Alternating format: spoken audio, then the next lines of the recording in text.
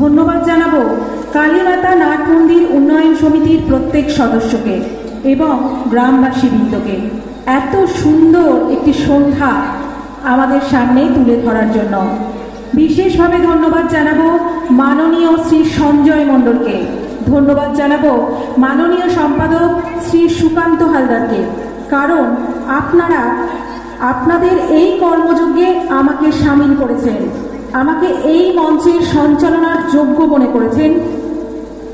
আমি স্কুল জীবন থেকে আবৃত্তি করি এবং ক্লাস 11-এ পড়াকালীন থেকে রামকৃষ্ণ মিশন, নরেন্দ্রপুর রামকৃষ্ণ মিশন থেকে আমি সঞ্চালনার পাঠ শুরু করি, কিন্তু কোনোদিন আমার নিজের গ্রামের মঞ্চে ওটা হয়নি।